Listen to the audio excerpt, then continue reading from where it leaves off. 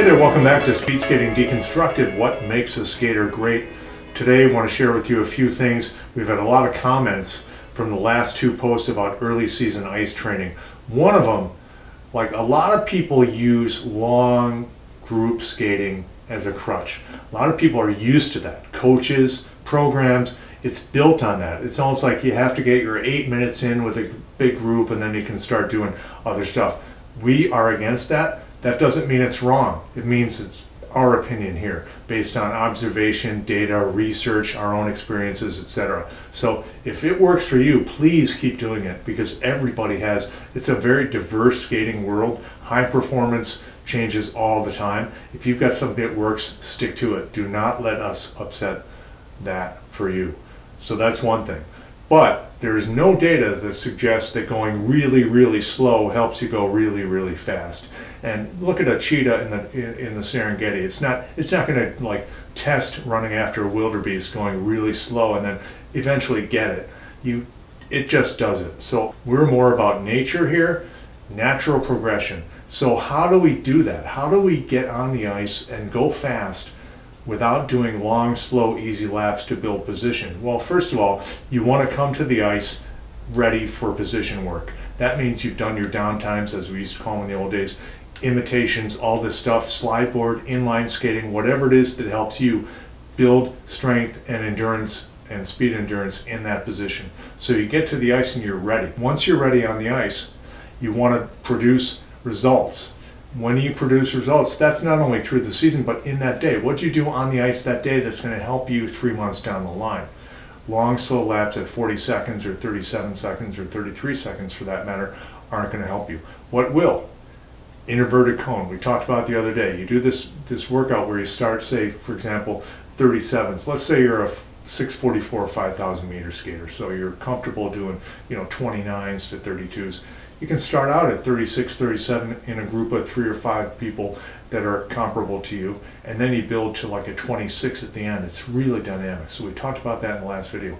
However, you can also add to that exaggerated position work. So when you're on the ice and you're not doing these long laps that end up being filler, what do? You can do exaggerated position work, deep work. Say you go down the straightaway with 4 strokes, you're all the way down to the end. That teaches you balance and carving and being where you need to be, and also deep work. So you can do super, super deep work where you're below 90 and just hammering out 2 to 3 laps at a time, really, really high lactate, really isometric, almost like short track. You do stuff like that. The last thing is reduce all clutter on the ice. And how do you do that? You bridge the gap between inverted cone, your races. You do it with interval training. Interval training is by far the best bridge from early season on ice. Again, you want to reduce clutter on the ice. You don't want to do anything that A, makes you tired for no reason, and B, takes away from the time you can do really productive stuff on the ice. So that's what we're about here. So the best thing to do early season, if you want to achieve your goals, is know what those goals are. For example, if you're a 1,500 meter skater, you want to do 155 this year. You did 157 last year. 28, 29 is your breadbasket. That's where you want to be for your laps. So do you want to go out there and do 3 times 8 minutes at 40-second laps or 36-second laps? We don't think so. What you want to do is get on the ice and do, for example, this nice, sweet, short interval workout in addition to the inverted cone and the drills. But you do this workout, say 2 times 5 times 700 by 900 at 28 O's. You do that, and there's a long enough rest. If you need 1,100 rest between, take it. But this is just to get your system going, inners and outers. You're doing the same thing in very small chunks. Do that in small chunks, you don't saturate yourself with lactate, and your technique doesn't fall apart. And if you get on the ice fresh, and you get on the ice ready for the next phase, the next period of your training, and you've built up all this stuff off the ice, you should have no problem. If you're a 5,000 meter skater, you can get on the ice right away and do 5 times 3 times 900 at 32s. Inners and outers, exactly what you want to skate later, but in small increments, 1/6 of the race distance. You do this stuff over and over. A, you learn tactics, you learn how to exit, you learn how to enter. You learn the track pattern.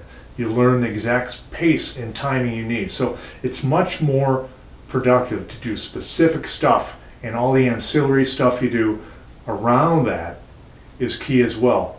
But remove all this slow stuff between you and your fast, all the slow clutter and the crutches around slow skating with people, because A, it's individual, and B, you have to go fast. So that's the message for today. Thank you so much for watching us here.